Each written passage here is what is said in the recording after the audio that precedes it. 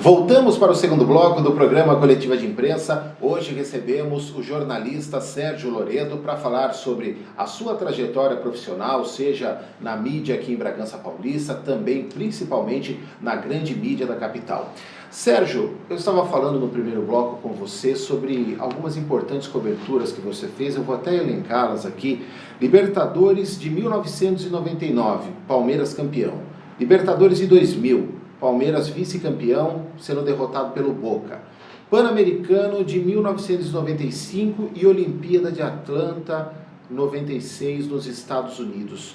Foram momentos marcantes de coberturas importantes na sua trajetória, né? Sem dúvida. E o que eu gostaria até de ressaltar, Fábio, que ajudou muito, nessa época a Bandeirantes, o grupo Bandeirantes muito forte, eu estava no rádio, mas com a televisão, que tinha o show do esporte, a faixa nobre do esporte, Luciano Vale, Juarez, a gente pega lá o Otávio Muniz, o Tatá, Olivério Júnior, Eli Coimbra, entendeu? Sim. Falecido, enfim, tantas e tantas pessoas importantes também na TV. E para chegar nessas coberturas, eu lembro que a primeira viagem internacional, você chega numa grande emissora, você fica imaginando o que você vai fazer, para onde você vai, isso e aquilo. E eu lembro que o meu chefe me chamou e falou, vou te colocar no Sul-Americano Sub-20 na Bolívia. Daí o Sul-Americano Sub-20, ele você vai para lá. Fui ver, era em Cochabamba, que era, primeiro, uma cidade com uma altitude monstruosa, só não chegava a La Paz, mas tão alta também, numa competição que na oportunidade não tinha-se uma grande cobertura, e eu fiquei querendo entender o porquê mandar um repórter para a Bolívia numa cobertura sub-20. E entendi, porque o meu chefe dizia, você vai lá com a sua idade, entrevistar garotos do sub-20, que daqui a pouco vão estar na seleção profissional, na principal. O Sérgio Loredo, que está lá hoje, na hora que eles estiverem na seleção principal, eles vão lembrar de você, eles vão te chamar pelo nome. E não deu outra. A seleção do Sub-20 era a seleção que tinha Zé Elias, tinha o Caio, tinha tantos e tantos nomes, Reinaldo Emerson, volante de Copa do Mundo que era do Grêmio. Sim. Enfim, fui para essa cobertura. Só que ganhei de presente entrar com Elias Júnior, na faixa nobre do esporte, na TV Bandeirantes, um boletim meu diário de Cochabamba. Então eu gravava esse boletim, aparecia o selinho meu na tela, por telefone eu fazia o boletim, tinha lá a arte com o mapa da Bolívia, minha fotinho no canto, direto de Cochabamba por telefone, fazia isso na faixa nobre do esporte na TV Bandeirantes, na equipe com o Luciano do Vale. Então imagine, né, a alegria de poder fazer isso.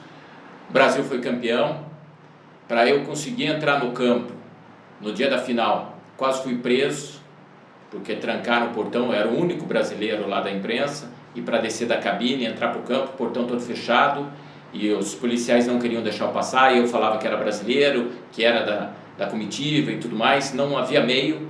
Eu sei que eu dei um bico no portão para invadir o campo, fui preso pelos policiais que lá estavam, e daí eu falei, agora joguei tudo pro lixo, né, porque avisei a Bandeirantes na cabine, estou descendo para o campo, vou para o campo para as entrevistas, e eu não apareço mais na transmissão, o que vai acontecer? No meio dessa prisão ali, eu gritava desesperadamente pelo coordenador da seleção brasileira, o roupeiro no vestiário percebeu a gritaria, olhou, o que está acontecendo? Eu falei, estão me prendendo. Ele imediatamente conseguiu chamar o coordenador da seleção, que era o senhor Carlos da Luz, e daí ele veio, não, ele é da seleção, da comissão técnica, libera. Eu sei que eu saí ainda xingando o policial e tudo, fui para o campo, fiz a festa, enfim, mas o trabalho foi realmente, né, muito positivo. E outra dentro dessa caminhada, a prisão do Edmundo no Equador. O Edmundo jogava pelo Palmeiras, Jogos da Libertadores naquela época, o time jogava uma partida na terça e uma na sexta no país. Então enfrentou o Emelec na terça e enfrentava o Nacional de Quito na sexta. E fizemos o jogo da terça, Guayaquil, depois fomos para Quito. Também eu era o único repórter na oportunidade de rádio. Esse foi o episódio que o Edmundo chutou a câmera? Chutou a câmera do profissional da imprensa de lá após o Palmeiras perder o jogo. E ali no campo, depois que terminou o jogo, o vestiário, até estava tudo normal. Só depois que a gente foi saber que o repórter lá e o cinegrafista tinham feito um boletim de ocorrência, de danos e de agressão. E era Edmundo, né? Então acho que isso pesou, porque não imaginava, não fazia sentido. Decretaram que o Edmundo estava proibido de sair do país, do Equador, que seria preso. Quando chegou a notícia, o Edmundo ficou no hotel, no quarto dele, onde o Palmeiras estava concentrado. O Palmeiras foi embora, o Edmundo ficou lá com o diretor e com o Valdir Joaquim de Moraes, na época junto também na comissão técnica do Palmeiras. E eu lembro que eu liguei para a chefia e ele falou: você não sai daí, você só sai daí quando o Edmundo sair. Agora, não tinha voos toda hora para o Equador, então estava lá e também, como vamos dizer, né, a faca e o queijo na mão para a cobertura. Só que o problema é que o Edmundo não saía do quarto, eu não estava hospedado no mesmo hotel do Palmeiras, só que tinha que ficar plantão lá no lobby o dia todo, porque se de repente conseguisse que o Edmundo seria solto, teria que estar lá para uma entrevista. No saguão, cheio de policiais, então se ele sai do quarto no saguão, o saguão do hotel é uma área pública, de qualquer hotel. Então no saguão ele poderia ser preso, no quarto não, o quarto é privado, então ele não saía do quarto.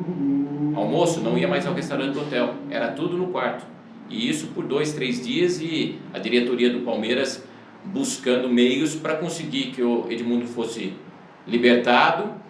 O diretor que estava lá na época, Alberto Strufaldi, conseguiu tipo um habeas corpus, vamos dizer assim, para ir buscar, para conseguir essa soltura do Edmundo. Me convidou para acompanhá-lo, nós estávamos em Guayaquil, tínhamos que ir até Quito, ou vice-versa, não me recordo, mas enfim, até conseguir. Então isso também marcou, porque daí quando o Edmundo saiu, falou pela primeira vez, daí com a Rádio Bandeirantes e comigo, e isso foi marcando. E daí já em cima do que você falou, daí vem a oportunidade da Olimpíada de Atlanta, um mega projeto da Rádio Bandeirantes para fazer uma cobertura fabulosa com uma grande equipe, e que foi um negócio incrível. E ainda, dentro das competições nacionais e internacionais, vem a Libertadores América. E da Libertadores, daí já emendando, o que chama a atenção foi que na final de 2000 eu era setorista do Palmeiras, porque na Bandeirantes a gente tinha o chefe, ele deixava a gente 1 ano no clube, que ele entendia que era uma maneira de você fazer contatos, ter as suas fontes.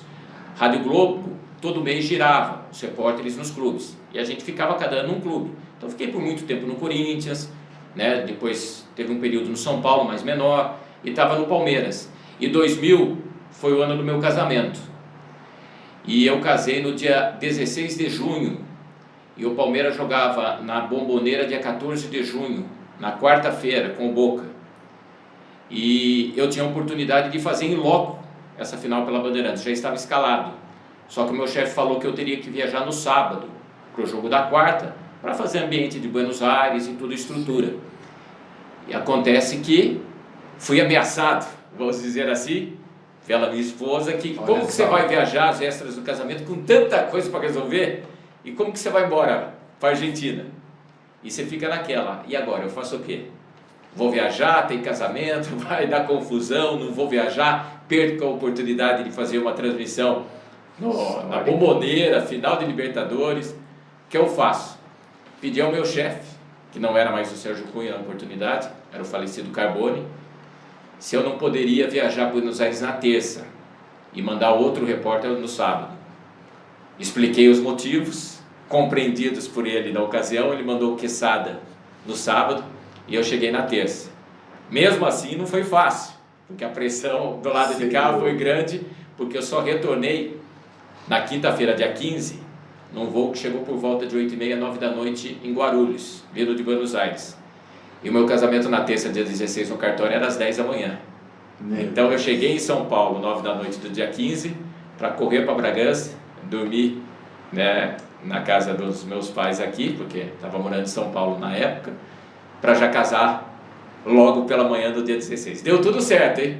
deu tudo certo. Estão juntos e felizes até hoje. 19 anos, mas você vê como, né, a história já na época, já com jogos e escalas, como, né, não é fácil a gente lidar com essas coisas. A esposa de jornalista também tem que compreender, né? Tem que compreender, e o que eu diria assim, o bom é que ela me conheceu como jornalista. Sim. Ela já sabia que eu viajava muito, que estava distante, né, em grande parte.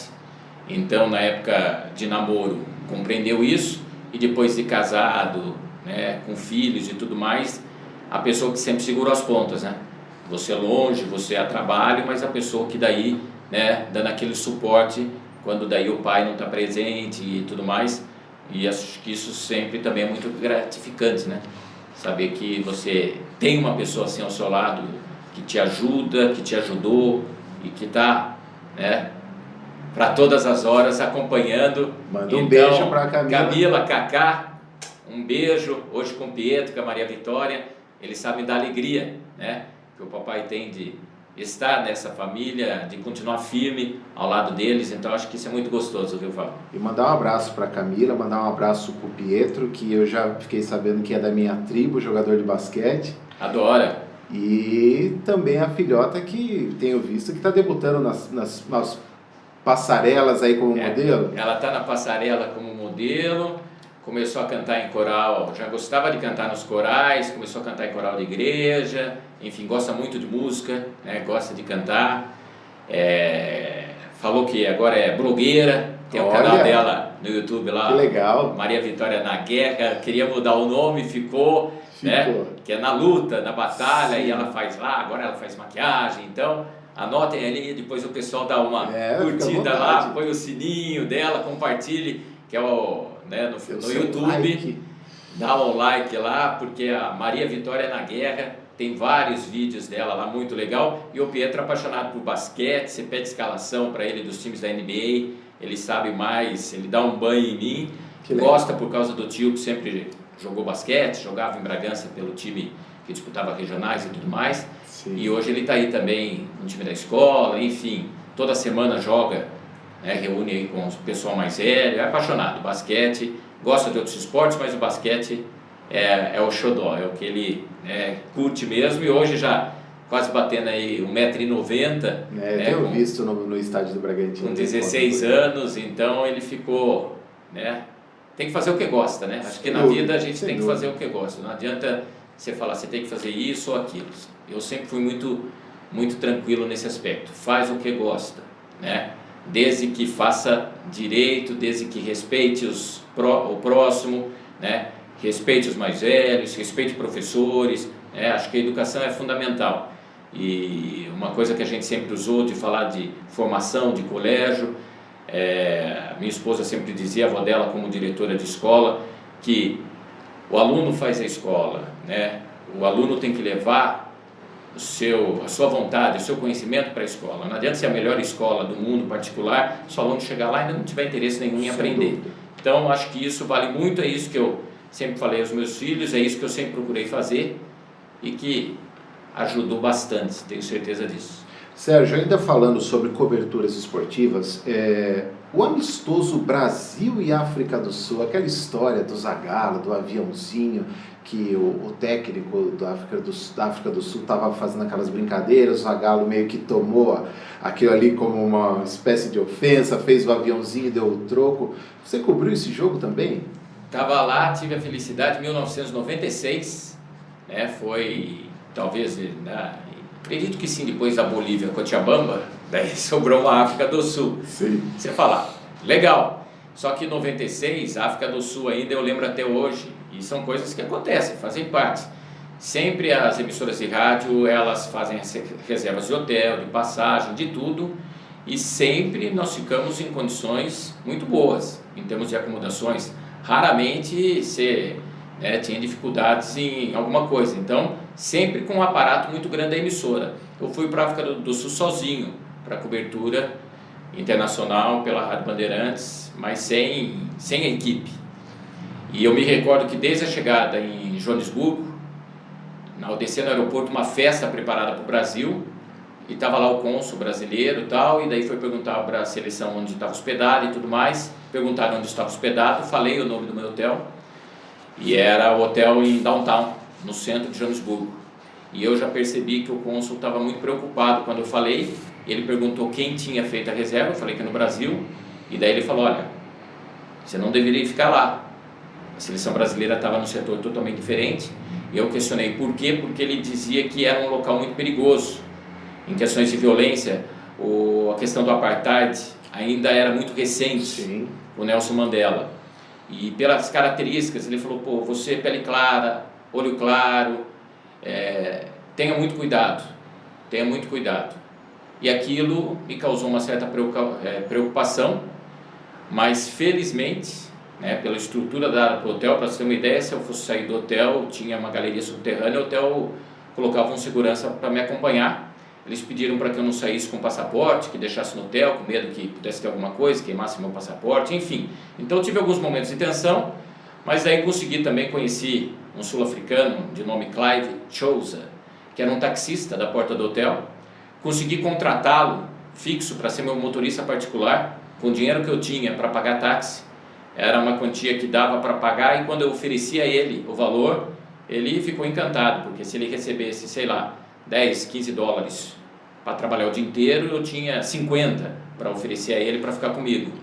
E daí eu ganhei a confiança dessa pessoa, ele me levou à casa dele, conheci a família, muito simples, né, mas um aprendizado fantástico. Me levou ao Soweto, né, que é um lugar marcante na África do Sul, em Joanesburgo. Me levou na casa de Nelson Mandela, onde tem a casa Sim. que ficava. Então tive a oportunidade. E no jogo em si, era um jogo que a África do Sul faz 2-0 no Brasil, e Brasil com Romário, Brasil com Bebeto, Brasil, entendeu? Atual campeão do mundo. Do mundo, então, era um Brasil, era Bafana versus Brasil. África do Sul lá nos cartazes, Bafana.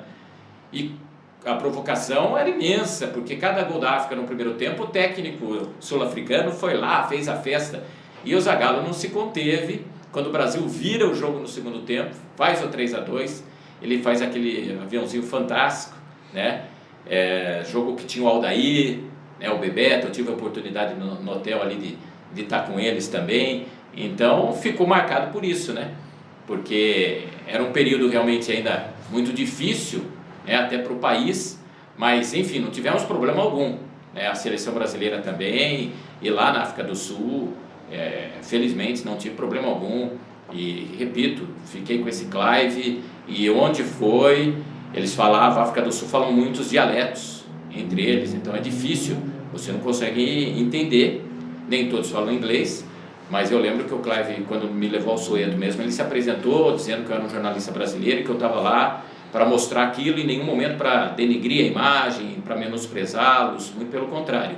Isso foi muito positivo, porque daí tive momentos incríveis, né, ao lado dos sul-africanos, de poder, né, compartilhar e ver um pouco deles, né, de tudo aquilo que eles estavam lá vivenciando, e numa experiência incrível.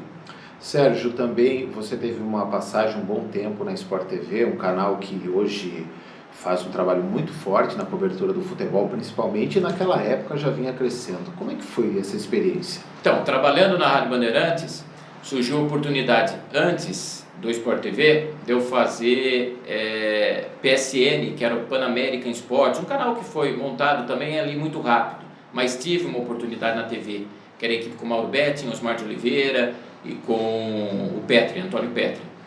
Sim. E através de contatos com produtores, um coordenador desses que eu conhecia de transmissões também pela Bandeirantes, na época Reinaldo, ele perguntou, né, se eu não tinha interesse de fazer alguns jogos como freela no Sport TV. Existia o Sport TV e o Premier, mas o Sport TV era um canal Globosat, não tinha junção da Globo, era do Grupo Globo, mas Globosat.